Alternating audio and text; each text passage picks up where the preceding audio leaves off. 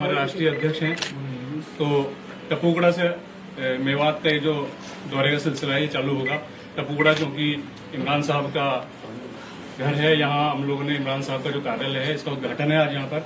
यहाँ छोटा ये जनसंपर्क भी है। इसके बाद हम यहाँ से किशनगढ़ होते हुए चिकानी जाएंगे, चिकानी से रामगढ़, रामगढ़ से घाटमिका जो एक यहाँ पहाड़ी में जो है जो एक वो केस हुआ है यहाँ पे कल, वहाँ मृतकों के घर बैठेंगे थोड़ी देर। उसके बाद हमारी जो पहाड़ी में जनसभा है वो वहाँ जाएंगे। जनसभा से सीधे हम लोगों का प्रोग्राम जयपुर का है। अब आप लोग कल यहाँ जयपुर से फिर हम लोग जाएंगे टॉक में 2 या 3 जनसंपर्क है, वहाँ जोहर की नमाज भी है जामा मस्जिद में। उसके बाद जनसभा है खेल मैदान में, गांधी खेल मैदान में। उसके बाद सीधे जयपुर होते हुए दिल्ली आएंगे। तो ये 2 दिवसीय टूर है राजस्थान का साहब का। आप लोगों को सवाल करने हैं तो साहब प्लीज कर सकते। सर, राजस्थान में आप पहुंचे, क्या मुद्दे रहेंगे और क्या आगे की तैयारियां हैं? चुनावी संक्रांत आज आपने कर दिया, बताइए। मुद्दे तो जनता के ही मुद्दे, थोड़ा पीछे लेके जूम कर लो, और जनता के ही मुद्दे रहेंगे और उसी पर हम लोग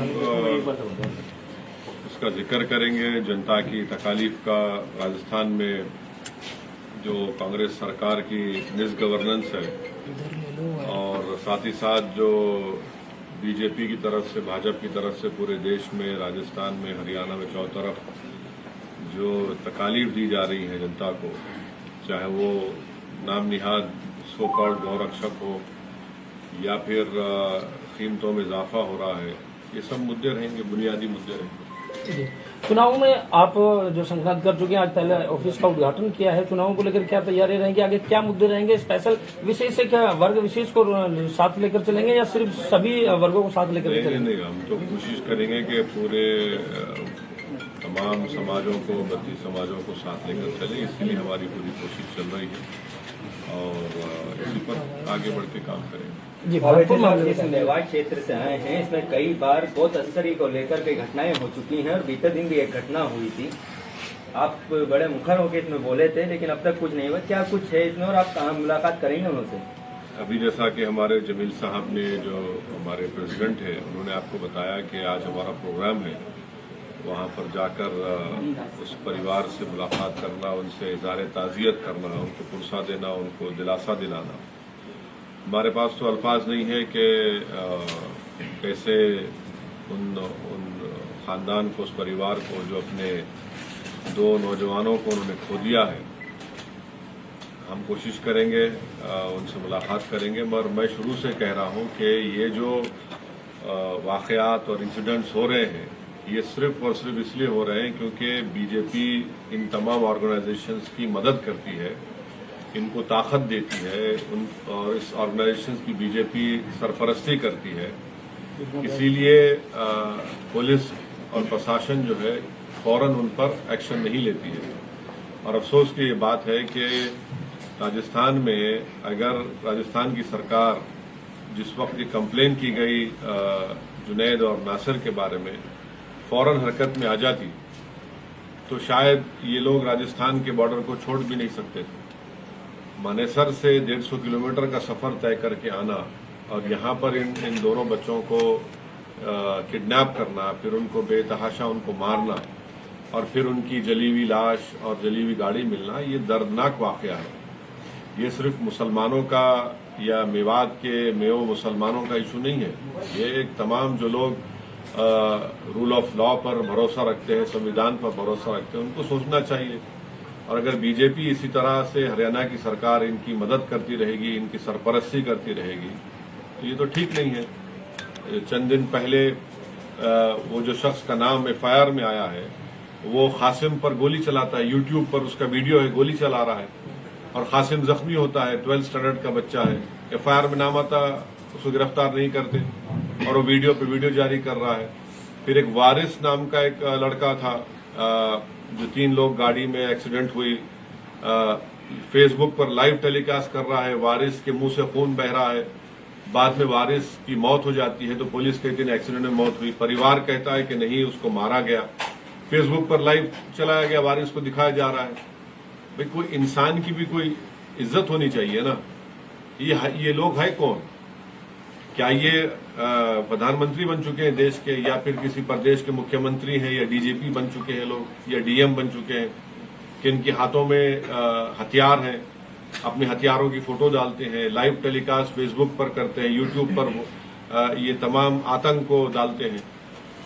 ये तो सरकार को सोचना चाहिए, सरकारों को। अगर आप इस तरह से ये जो लोग रेडिकलाइज हो चुके हैं, इनको अगर आप नहीं रोकेंगे तो फिर ये तो देश के लिए खतरा बन जाएंगे, और खतरा बन चुके हैं लोग। इस प्रकरण में जिस व्यक्ति का नाम आ रहा है उसने अपने आप का लेना देना नहीं बताया कि संगठन से कोई लेना देना नहीं। जिस व्यक्ति का इस एफआईआर में नाम आया है, इस मामले में नाम आया, उसने कहा कि हमारा कुछ लेना देना नहीं, मैं उनको जानता नहीं, इस संबंध इससे मेरा कुछ नहीं। एफआईआर में जब नाम आया है तो राजस्थान की सरकार को, हरियाणा की सरकार को उसको गिरफ्तार करके अपनी कार्रवाई करने की जरूरत है। आप गिरफ्तार क्यों नहीं कर रहे उसको?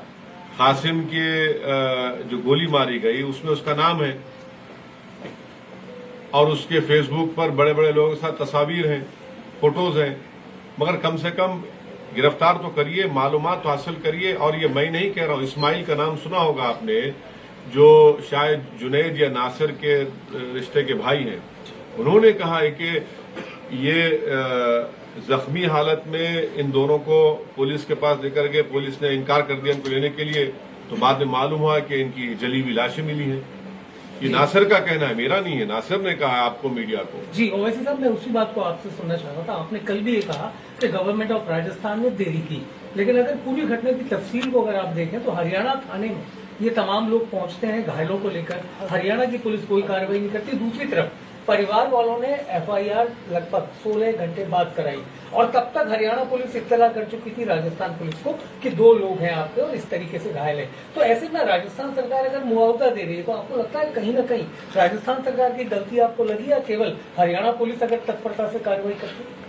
मैं अपनी बात नहीं कर रहा हूं, उस पीड़ित परिवार के एक शख्स इस्माइल का वीडियो है जिसमें उन्होंने जाकर राजस्थान के मुकामी पुलिस में कंप्लेन दर्ज करवाई और उनको बताया कि देखिए मिसिंग है और फुला ढाबे से इनको किडनैप किया गया है। अगर उस वक्त वो प्रशासन हरकत में आ जाता, राजस्थान की सरकार, तो शायद वो बॉर्डर भी ना छोड़ पाते राजस्थान का, और उनको उसी वक्त रोक लिया जाता, उन बच्चों की जान को बचाया जा सकता था। ये आप तो बात की बात कर रहे हैं, या बात की बात कर रहे हैं। अगर उनको वहीं पर उनकी कंप्लेन पर सीरियसली उसको गौर किया जाता, उस पर एक्शन लिया जाता, तो आप बॉर्डर को बंद कर सकते थे, 10 चीजें कर सकते थे, आप उनका लोकेशन मालूम कर सकते थे। मगर आपने देरी कर दी, आपने कहा कि छोड़ो ये होता रहता है। नतीजा देख रहे हैं कि आज वो नौजवान बच्चे अपनी जान खो दिए। माहौल इतना तनाव में, ऐसा लगता नहीं आपको अगर आप खामा और पहाड़ी इलाके में जाएंगे तो माहौल बिगड़ सकता है, खासतौर पर लॉ एंड ऑर्डर के लिहाज से? देखिए, मेरा प्रोग्राम पहले से बना हुआ था, आप जानते हैं, ये मेरा प्रोग्राम पहले से बना हुआ था और मेरा प्रोग्राम जारी रहेगा।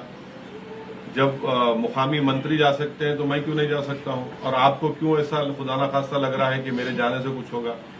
ओवैसी साहब, ये पूरा मामला गौ तस्कर वर्सेज गौरक्षक है क्या? देखिए, एक बात सुनिए, ना आपको, ना मुझे, ना इन तमाम लोगों को कानून को अपने हाथ में लेने की इजाजत है। अगर आप इजाजत दे देंगे कि तुम तय करोगे किसको पकड़ना, किसको मारना, किसको छोड़ना, तो फिर आप कोर्ट को बंद कर दीजिए, पुलिस थानों को ताला लगा दीजिए और कहिए कि बेटा आतंक फैलाओ। अगर आप ये चाहते हैं कि रूल ऑफ लॉ से देश चले, संविधान से देश चले, तो प्रशासन को, पुलिस को, कोर्ट को अपना अपना काम करने की इजाजत मिलनी चाहिए, उनको काम करने का मौका मिलना चाहिए। अगर कोई ये तय करेगा कि मैं गुंडा हूं या आप गुंडे हैं, आप तस्करी कर रहे हैं, नहीं कर रहे हैं, तो फिर पुलिस और कोर्ट की हमको जरूरत नहीं रहेगी। फिर हर कोई ये तय कर लेगा कि इसको हम गोली मारेंगे, इसको नहीं मारेंगे। तो देश चलेगा तो संविधान से चलेगा, और क्योंकि जो सरकारें हैं वो डरती है इन लोगों के खिलाफ एक्शन लेने से। ये असल वोट बैंक पॉलिटिक्स है। अभी तक जो सरकार ने मुआवजे का ऐलान किया, आप संतुष्ट हैं या आपको लगता है? देखिए सर, आपकी और मेरी और आपके परिवार वालों की जान की कीमत कोई नहीं लगा सकता, कोई नहीं लगा सकता। अब उस परिवार पर क्या गुजर रही होगी जब वो देख रहे होंगे उनके जली हुई लाशों को। आप बताइए, अगर मैं आपको बताऊं कि भाई ये जली हुई लाश और पैसे ले लो, तो वो तो बोलेंगे भाई हमको ये चाहिए था, ये जिंदा चाहिए था, इसकी औलाद है, इसके माँ बाप हैं, इसके भाई बहन है। तो ये इस चीज है कि इंसान की जान की भी कीमत कोई होनी चाहिए ना, और जान की कीमत ये कि उसको बचाया जाए। ओवैसी साहब, एक बड़ा सवाल ये भी है कि जो इस प्रकरण में 2 व्यक्तियों का नाम आया है जिनकी डेड बॉडी वहां पे मिली है जली हुई स्थिति में, उनमें से एक पर गौ तस्करी के कई सारे मामले दर्ज हैं। बिल्कुल, तो मार देंगे उसको, आप मार देंगे, आप मुझ पर भी केस चल तो गोली मार देंगे मुझे आप। तो अदालत किस लिए है, पुलिस किस लिए है? आप इस तरह का सवाल करके जस्टिफाई मत करिए इस खत्म नहीं, को। मतलब ऐसा मत करिए। मैं आपसे बड़ी इज्जत से कह रहा हूँ, सुनिए, नहीं, मैं आपसे बड़ी इज्जत से कह रहा हूँ कि भारत की पार्लियामेंट में, राजस्थान की विधानसभा में, हरियाणा की विधानसभा में सब पे केसेस चल रहे हैं। तो क्या उनकी जान की कीमत है और उनकी जान की कीमत नहीं है? ऐसा मत करिए। आरोपी है, आरोपी अगर है तो कोर्ट तय करेगा। ये जालिम लोग, ये टेररिस्ट नहीं तय करेंगे ना। और कल एक बात सामने आई थी कि बीजेपी के जो केंद्रीय समिति उसकी तरफ से तमाम सांसदों को और मंत्रियों को ये कहा गया है कि हिंदू राष्ट्र और धार्मिक सहिष्णुता को लेकर कोई बयानबाजी ना करें जिससे कट्टरता फैलती है। क्या मजाक कर रहे हैं?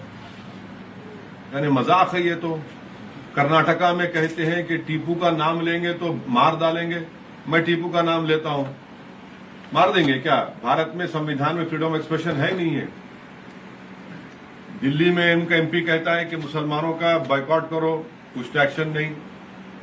उनकी भोपाल की एमपी साहिबा कर्नाटक जाकर कहती हैं कि सिर्फ घर में चाकू को तरकारी काटने के लिए इस्तेमाल मत करो, गर्दन काटो। ये धर्म, सो कॉल्ड धर्म संसद में क्या क्या बातें की जाती हैं, ये तय कर रहे हैं ना। पहले इसके बारे में बता दें।